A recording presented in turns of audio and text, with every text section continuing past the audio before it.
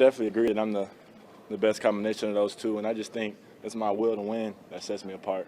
Like, I don't really care about stats and glamour and all of that. I just want to really win and play to win every game. So that's it. I think that's what separates me. What was this process like today for you? Were you nervous at all even?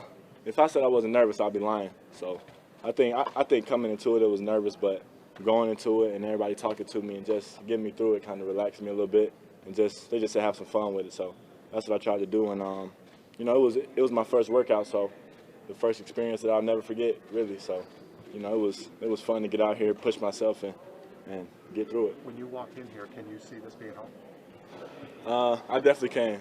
Like even when I'm finishing working out, like the guys coming up to me, talking to me, like that means a lot to me. Like they're not just walking past me and treat me like I'm just another dude working out. They're shaking my hand, telling me good working out with that. So it means a lot to me.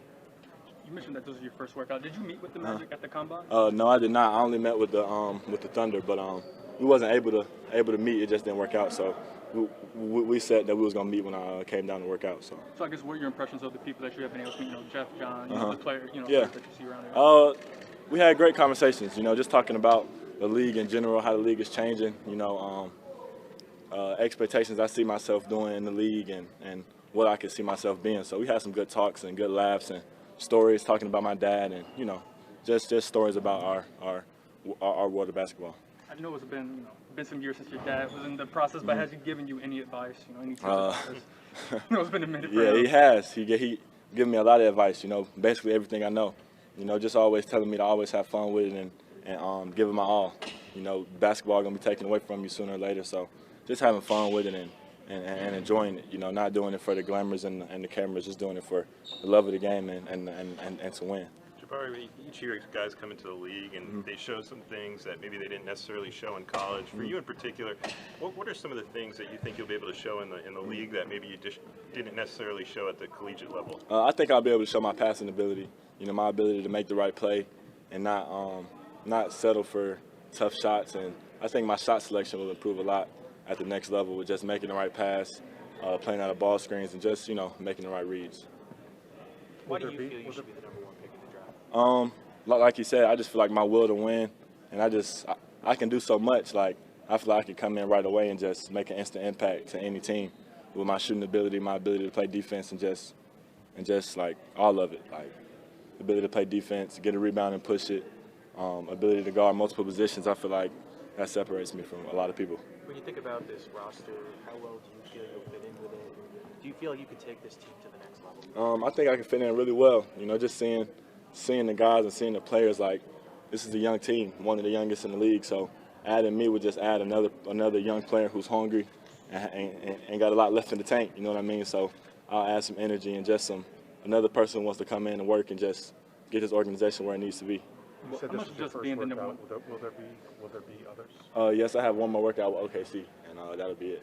How much does being the number one pick matter to you? Yes. I think it matters a lot. With the names that have been the number one pick, and just the expectations and the pressure that comes with it. I think I'm ready for it, and I think it means a lot to me. Jabari, I don't know if last year if you were able to watch many of the Magic games, with everything you had going on, but kind of from what you've seen, what have your impressions been of this team and this organization? I say the games that I do watch, I watch a lot of NBA games, and the games that I did watch of them, I could tell how much fun they were having, no matter the record or the struggles they faced this season. It never looked like you'll never guess that their record was what it was. You know what I mean? Like just watching them play and the joy they had, you'll think they're playing a Game 7 of the finals every game. You know what I mean? Like they're playing to win every game. Nobody's moping around because it's a tough season. It's like everybody still got that pop and that energy. So it was good to see that in this team. Is there a player in the league that you compare yourself to stylistically?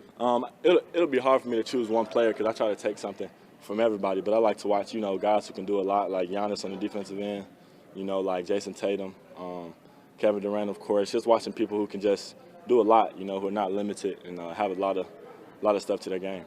It's obviously been 3 months since the college season ended. What have you been focusing on, as you're preparing for the draft? What have you been focusing on to improve and kind of show teams you talked a little bit about passing ability, but what have you been focusing on trying to show teams as you're getting ready for the draft process for the next season? Basically just trying to get my body right, getting in shape, getting stronger, because as you see the NBA level, you got to be in a different type of shape and a different type of physicality in your body has to be in a different type of level. So just I would say that for the most part, you know, ball handling and just keeping my skills sharp, you know, just working on stuff that I would do in the game and I would use in the game. Here in Orlando, we've obviously seen how good Auburn can be with Chuma. What was the biggest thing that you learned from your year at Auburn, from your year in college? I would say like relationships.